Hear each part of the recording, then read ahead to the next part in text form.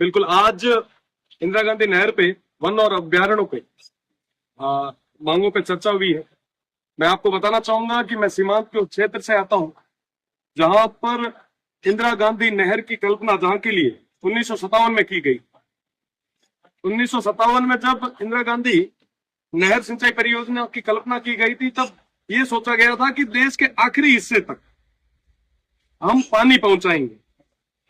1980 में जैसलमेर के मोहनगढ़ में पानी आया और 1980 से लेके आज तक 44 साल तक मेरा क्षेत्र नहर के इंतजार में आस लगाए बैठा है। प्रदेश की सरकार से मैं आप सभी के माध्यम से निवेदन करूंगा कि इंदिरा गांधी नहर परियोजना का जो एक्सटेंशन रुका हुआ है, आप जल्दी से जल्दी करवाएं ताकि सीमांत के उन लोगों को पानी मिल सके। आपको बताना चाहूंगा कि जैसलमेर के गुंजनगढ़ गांव के बाद में इसका एक्सटेंशन नहीं हुआ और सीमांत के उन लोगों की जो आजीविका है वो पशुपालन पे। अगर वहां तक पानी पहुंचेगा तो वहां पे खेत खलिहान भी होंगे, किसानों की आय भी बढ़ेगी।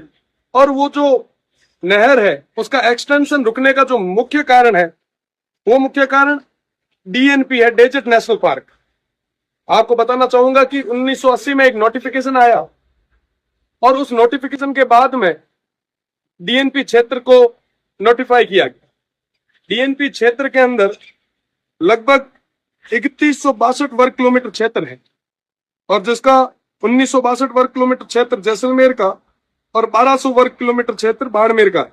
185 राजस्व गांव इसके अंदर है।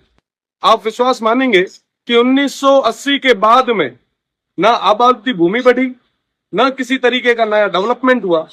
आज क्योंकि वन एवं अभ्यारण्य की भी बात हो रही है, मैंने आज सरकार से निवेदन भी किया है, मंत्री जी से भी निवेदन किया है कि उस क्षेत्र में उन 185 राजस्व गांवों में मूलभूत सुविधा पहुंचाने का काम हम लोगों को करना चाहिए।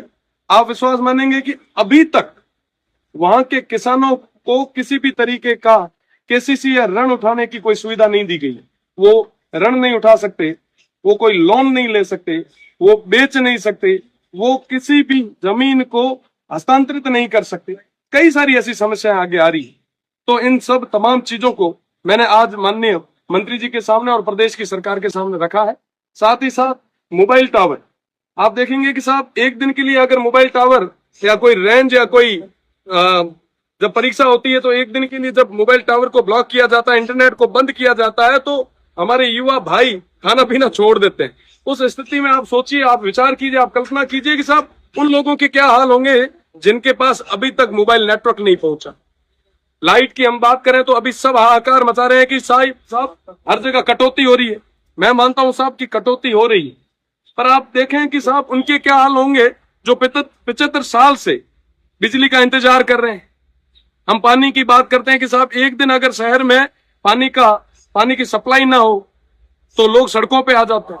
आप विचार करो, जहां तक आजादी के बाद तक जहां पर अभी तक पानी नहीं पहुंचा है उनके क्या हाल होंगे। वाकई स्थिति बहुत ही ज्यादा भयानक है। मैं कहना चाहूंगा मंत्री जी से भी, मैंने मंत्री जी से भी निवेदन भी किया कि एक बार आप आए और उस क्षेत्र को देखें।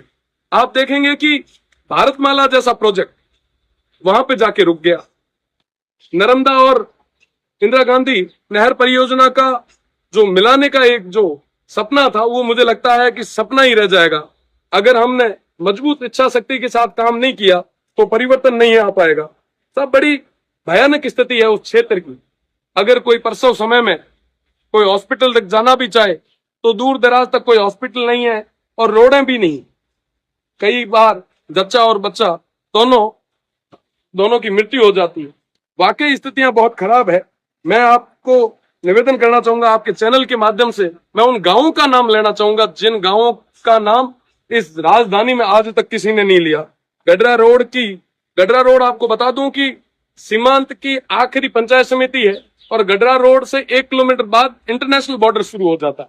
उस गडरा रोड के बोई, लोडरडी, समंद का पार, हाफिया, फांगड़ी, चंदनिया, बनियाली, चौथियाली, खड़ीन, सेला, ढिंगानी बस्ती, बच्चिया, पूंजराज का पार, सरगवाड़ा, द्राबा, ढगारी, मठरानी, पीपरली, पते का पार, गप्पाना, दाबड़, सांकली, हाफिया, कुपड़िया, रावतसर, सालम सिंह बस्ती, दुथोड़, ये तमाम कई सारे ऐसे गांव, 185 गांव है जहां पे अभी तक मूलभूत सुविधा नहीं पहुंची।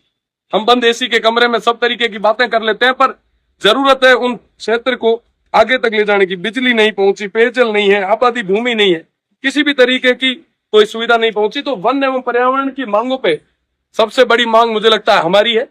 और इंदिरा गांधी नहर सिंचाई परियोजना की बात हो रही थी, तो इंदिरा गांधी सिंचाई परियोजना एक्सटेंशन होना चाहिए और सीमांत के आखिरी गांव तक पानी पहुंचना चाहिए।